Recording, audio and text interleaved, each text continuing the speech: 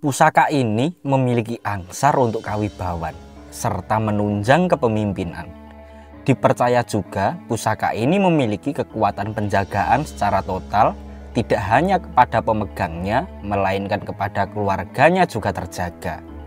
Selain itu terdapat bagian tertentu pada pamor ini yang memiliki angsarnya sendiri untuk mempertajam firasat.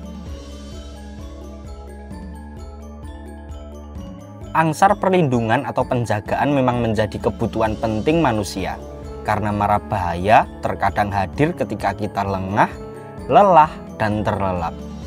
Salah satu bukti perlindungan menjadi kebutuhan bahwa kita selalu memohon kepada Tuhan untuk selalu dilindungi, baik melalui sujud maupun keheningan penuh.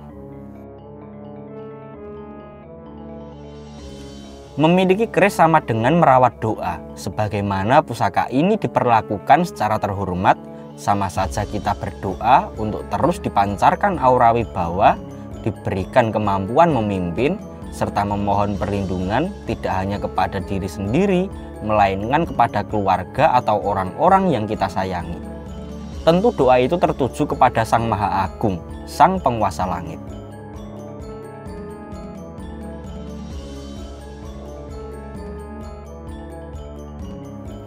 Keris pusaka ini ditempa menggunakan keahlian tinggi, sehingga keberadaannya cukup langka. Barangkali kemampuan ini tidak dimiliki sembarangan empu, hingga berpengaruh pada jumlahnya sekarang.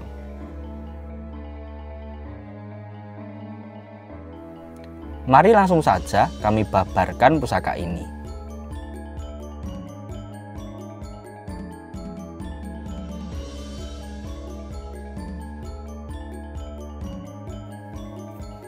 Pusaka ini menyandang busana Gayaman Surakarta dengan bahan kayu trembalung inden.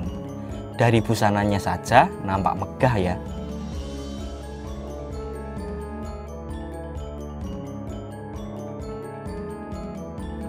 Sedangkan pendoknya menggunakan model belewah dengan bahan tembaga.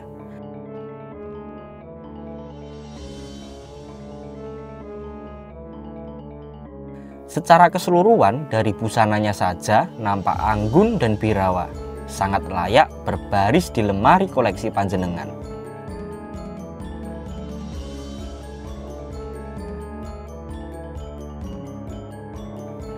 Keris pusaka lurus, dapur brojol, pamoron genduru sungsang, tangguh Madura sepuh.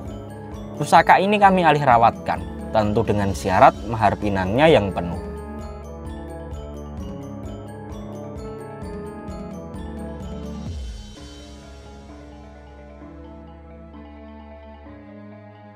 Motif pamor ini memang seperti daun genduru yang berbaris dari pangkal bilah hingga ujung panetes.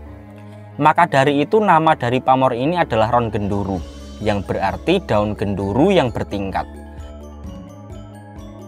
Sedangkan sungsang diambil dari bahasa Jawa yang artinya adalah terbalik. Pamor keris ini adalah ron genduru yang terbalik. Jenis pamor ini memiliki nilai yang cukup tinggi, apalagi dengan kualitas yang masih sangat layak menjadi piandel seperti ini.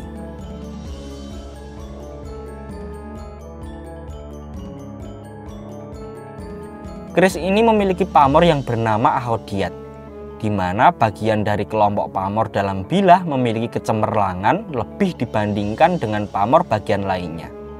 Pada suatu permukaan bilah keris, ada bagian yang kecemerlangan pamornya sangat menonjol. Pamor ini sepintas lalu mirip lelehan yang amat putih keperakan. Pamor ahodiat kadang disebut dengan pamor akordiat, angkawiyat, atau kodiat. Pamor akordiat dipercaya oleh sebagian penggemar keris mempunyai angsar yang dapat membuat pemiliknya berfirasat tajam. Tentu semua atas izin Tuhan. Ketegasan pamor ini seperti menyampaikan pesan tentang seorang pemimpin yang seharusnya membawa kendali secara penuh, tentu dengan kebijaksanaan tinggi. Pamor ini mengarah runcing ke atas secara bertahap dan teratur, seperti layaknya seorang pemimpin yang memiliki kewajiban mengantarkan orang-orang di bawahnya menuju kemenangan. Pamor ini juga mengingatkan kita bahwa proses menuju puncak tertinggi dalam kehidupan membutuhkan laku tirakat secara perlahan dan bertahap. Tiada yang instan di dalam keberhasilan. Tentu peran ketenangan dan kebijaksanaan sangat dibutuhkan.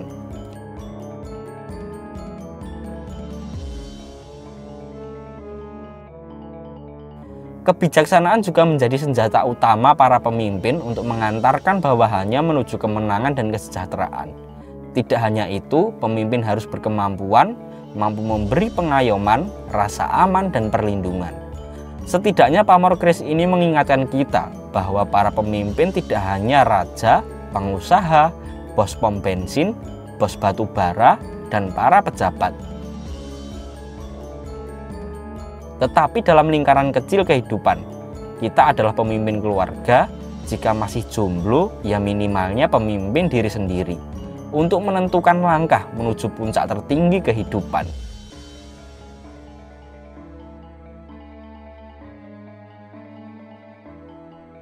Tapi katanya orang jomblo itu adalah orang yang sombong.